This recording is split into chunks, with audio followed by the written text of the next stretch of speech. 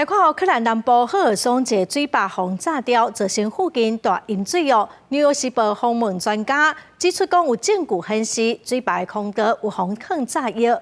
有法律专家调查嘛显示讲，这是一场攻击，有可能是罗西亚放的炸药。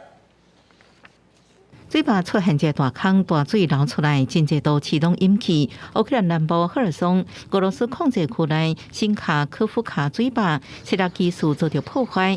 美国《纽约时报》引用工程师甲爆破专家的讲法指出，证据指向水坝那么控地基通道内底有炸药，由控制大坝的俄罗斯引爆来炸害去。The analysis looking at seismic centres, looking at the open source intelligence that our open source providers have worked with and demolition experts, we're confident at this point that this was a deliberate attack, and we believe that there were explosives placed within the dam itself, which has caused the breach and the incident. 协助乌克兰检方调查国际法律专家小组伫初步报告当中表示，这个爆炸就可能是由俄罗斯放的爆裂物所造成。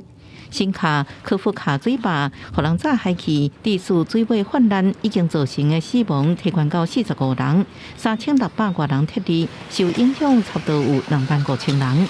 Мы сидели несколько дней, мы на улицу не выходили, мы воды, мы земли не видели несколько дней.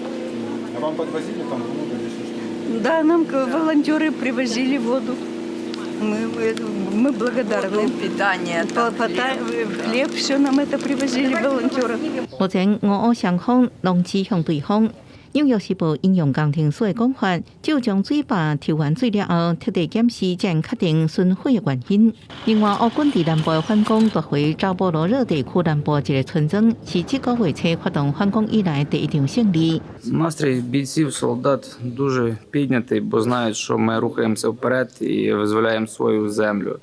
І бойовий дух дуже високий. 桥路边的建筑一片绿葱葱，边顶悬拢是青石坑，厝内也真乱。这是乌军最近收复的乌东顿的刺客地区一个城镇。